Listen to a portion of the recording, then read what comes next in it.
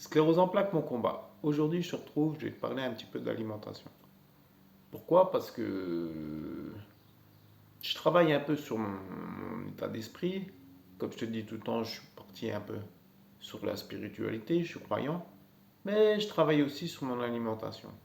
Pourquoi? Parce que l'alimentation, ça fait beaucoup. Surtout pour les gens qui ont des maladies auto-immunes, comme la mienne, la sclérose en plaques. Et comme tu le sais, comme je le sais, on est ce qu'on mange. Donc, je vais te faire part un peu de ce que j'ai mis en place au niveau de mon bol alimentaire. Donc, si ça t'intéresse, rejoins-moi juste après ça.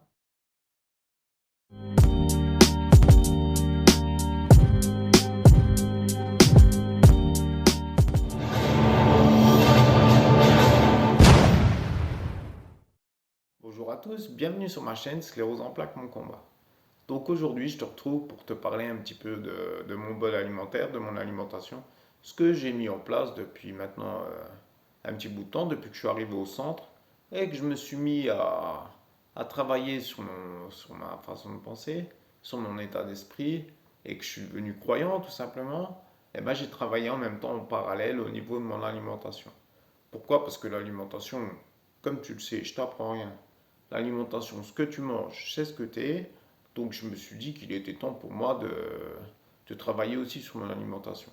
Donc quand j'étais au centre bretonnier, à peu près au mois d'octobre de l'année dernière, je me suis dit, bon, je ne peux pas trop intervenir sur ce que les gens me donnent à manger, parce que tu vois bien, c'est des plateaux, c'est fait en cuisine. Et moi, j'ai pas d'interaction avec le cuisinier. Donc ce que je me suis dit, je vais retirer déjà ce qui ne me correspondait pas. Donc forcément, j'ai retiré les produits laitiers, le calcium, tout simplement parce que, comme tu le sais, ça fait 1 an et demi que je fais des cailloux de calcium. Donc que ça me bloque mon urine et que ça m'engendre plein de problèmes. Donc j'ai retiré les produits laitiers, tout simplement. J'ai retiré le calcium.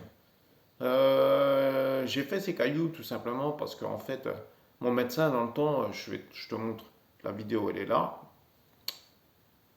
Je te dis ça parce que mon médecin, il ne savait pas. Et moi non plus, j'ai pas regardé, j'ai pas creusé la question et j'aurais dû, ce qui m'a engendré tous ces problèmes. C'est que dans ce complément alimentaire, en fait, la protéine, c'était de la protéine de lait. Donc, comme tu sais, vu que je prenais de la vitamine D à haute dose, et bien, la vitamine D, ça t'aide à récupérer le calcium qui est contenu dans tes intestins. Donc, forcément, vu que je prenais un complément par jour, autant dire que du calcium, il y en avait à foison.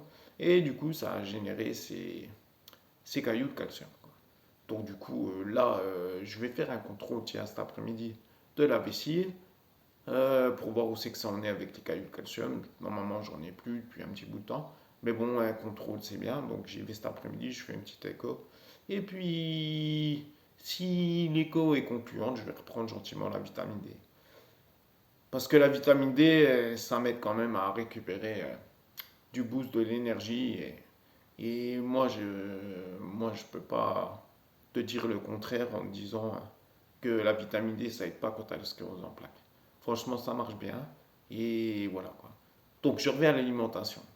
L'alimentation, en fait, ce que j'ai fait, vu que je pouvais pas trop interagir, comme je t'ai dit, avec le cuisinier, je leur ai tout simplement dit, vous retirez le calcium, vous retirez les produits laitiers, et moi, j'ai fait le reste du travail, quoi. Donc, ce que j'ai fait, j'ai travaillé sur le pain, j'ai enlevé le pain de mon alimentation. Je te cache pas qu'au début, le premier mois, c'était assez difficile. Mais j'ai réussi. En fait, je te dis c'est difficile parce que nous, depuis longtemps, enfin nous, depuis longtemps, même toi, hein, je veux dire, si tu manges pas trop de pain, c'est bien, mais moi, j'en mangeais pas mal. Je veux dire, le pain, c'est tellement facile de se bourrer avec ça, dans le sens où tu as une sauce, tu sauces avec le pain, tu manges un bout de fromage, tu le manges avec du pain, et ainsi de suite, hein. Donc j'ai retiré le pain de mon alimentation. J'ai retiré le pain de mon alimentation. Pourquoi? Parce que le pain, déjà, à la base, si tu prends une baguette de pain, c'est l'équivalent de manger 25 carreaux de sucre. Donc je peux te dire que là, au niveau du sucre, c'est un bon point d'arrêter de manger du pain, quoi. Mais pas que. Parce que le blé actuel, au jour d'aujourd'hui, il a été modifié aux trans pour avoir un maximum de gluten à l'intérieur de lui, pour tout simplement rendre les pâtes malléables. Quand tu fais une pâte à base de farine de blé, tu vois bien que au niveau de l'agroalimentaire, ça les aide d'avoir une pâte malléable qui se tient bien pour réaliser tout ce qu'ils réalisent avec. Donc on est passé de 12 gènes pour le blé ancien à plus de 40 gènes pour le blé en 2024. Autant dire que le blé, tu vois bien dans les champs déjà, on est obligé de le traiter pour qu'il pousse normalement, parce qu'en fait il est plein de maladies. Il a tellement été modifié qu'il pousse entre guillemets plus trop naturellement, enfin plus tout seul de lui-même. Arrivé à un stade, il meurt. Tu vois bien que le blé, il est tout petit dans les champs. C'est pas normal et là, c'est vraiment plus très bon, ne serait-ce qu'au niveau du gluten, quoi. Le gluten, à savoir que le gluten, c'est de la colle au final et vraiment, ça encombre tes intestins, quoi. Donc, je t'apprends rien aussi en disant ça parce qu'au jour d'aujourd'hui, on se rend compte que les intestins, c'est le deuxième, voire le premier cerveau du corps humain. Donc autant dire que tes intestins sont envahis de gluten, parce que le gluten au final c'est de la colle, hein. Donc ça reste collé sur la paroi intestinale et ça limite correctement tes échanges entre ce que tu manges et ce qui passe dans ton sang. Forcément, si la paroi intestinale est recouverte de gluten, tu vois bien que l'interaction entre ce que tu manges et ce que tu absorbes, ça se fait moins bien. Donc voilà, j'ai retiré le pain tout simplement et je l'ai remplacé par des oléagineux. Si tu veux, quand j'ai une petite fringale, je mange des graines. Je mange des noisettes, des noix de cajou, enfin des noix et voilà. Ça va très bien. On va dire que les oléagineux, tu es plus fait pour manger ça que de manger du pain, pour te caler l'appétit. Donc moi, c'est ce que je fais. Et ce que j'ai travaillé aussi, c'est j'ai travaillé le... J'ai cherché tout simplement à diminuer mon temps de digestion. Parce qu'au jour d'aujourd'hui, dans les pays européens, on mange des repas complets, donc on mélange tout dans le repas. On va prendre une entrée, un plat, du fromage, un dessert. Mais il faut savoir que le corps humain, depuis des années, depuis des millions d'années, en fait, l'être humain, il ne mange pas comme ça. Il y a que depuis 100, 150 ans que l'après-guerre, en fait, que on s'est mis à manger comme ça. Et le corps, il a du mal à dissocier tous ces aliments que tu lui donnes lors de la digestion. Donc, ce qui fait que ta digestion, elle dure très très longtemps. On va dire en moyenne entre 4 heures et 5 heures. C'est une moyenne, hein. Et le fait de digérer sur autant de temps, en fait, ça crée de la fermentation. Et la fermentation, qu'est-ce que ça apporte au final? Ça apporte de l'acidité. Et l'acidité, ça, au final, ça apporte de l'inflammation. Et tu sais, quand on a la sclérose en plaques, on est inflammé de partout. Et donc, à chaque fois que tu vas manger un repas complet, dit entre guillemets bien comme il faut, donc équilibré avec tous les apports, en fait, c'est pas très bien parce que du coup, tu digères trop longtemps, tu crées tu crées de l'inflammation au final. Donc, ça, c'est pas cool. Donc, ce que j'ai fait pour diminuer ça, pour diminuer mon temps de digestion et revenir plus ou moins comme ce pour qu'on est créé comme les gens qui étaient là avant nous, donc, on va dire ça comme ça. J'espère que tu me comprends. Et bien, en fait, c'est tout simple. Ce que j'ai fait, j'ai dissocié mes aliments. Donc, qu'est-ce que je peux te dire pour dissocier mes aliments? C'est-à-dire que déjà, il faut dissocier tout ce qui va être sucre lent des protéines. Pourquoi? Parce que le corps, il a vraiment du mal à, à digérer les sucres lents avec les protéines. Quand tu manges des sucres lents, c'est-à-dire des pâtes ou du riz, il faut vraiment que tu manges ça sans protéines, donc sans viande. Donc évite de manger des pâtes à la bolognaise si tu veux, parce que quand tu vas manger des pâtes à la bolognaise, le fait de manger des sucres lents et des protéines, tu vas tout de suite passer sur une digestion de 5 heures. Ça, c'est une moyenne, hein. Tu peux retrouver ça, tu grattes un peu, tu vas retrouver sur Internet sans souci. Donc ça, c'est ce que je te dis. Crois-moi pas, moi je te le meilleur chose que je peux te donner, c'est en fait essaye pendant un mois. Tu fais ça, tu supprimes le pain, tu supprimes les produits laitiers parce que ça engendre plein de problèmes hein, les produits laitiers. C'est pas cool pour l'organisme. Quand tu es adulte, il faut plus prendre de produits laitiers. Le calcium, tu peux l'avoir par les légumes, la verdure, des choses comme ça. Mais tu n'as pas besoin d'un apport en calcium comme du lait ou du fromage dans ton alimentation. Ça te fait plus de mal que ça te fait du bien. Je sais que c'est bon gustativement, mais vraiment, si tu es malade comme moi, bien malade, il est temps de changer et ça, tu peux le retirer. Bien sûr, enlever le pain pour toutes les raisons que je t'ai données, le sucre, le gluten. Et voilà. Donc ouais, le fait de faire ça, de plus manger de protéines avec des sucres lents, ça va aller. Même les sucres lents, je veux dire les pâtes, c'est du blé à la base, essaye de trouver des pâtes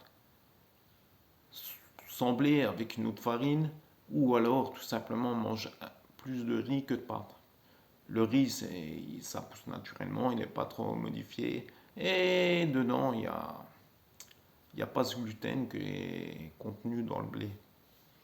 Donc dans les pâtes, quand tu manges tes pâtes, tu vois bien, c'est bourré de gluten et c'est pas top, quoi. Si tu veux, ce que je fais, moi, au niveau de mon mode alimentaire, ce que j'essaie de manger le plus souvent possible, donc c'est beaucoup de légumes, beaucoup de salades, beaucoup de crudités, avec des protéines. Là, tu peux manger des protéines. J'essaie de limiter les protéines, on va dire, de viande rouge, viande blanche comme le poulet, et de poisson. Pourquoi je te dis ça? Parce que là, plus on avance, plus on nous dit que ouais, il faut éviter d'en manger trop, surtout de la viande rouge. Et moi, j'essaye de limiter à 1 à 2 fois par semaine. La viande rouge, le poisson et la viande blanche.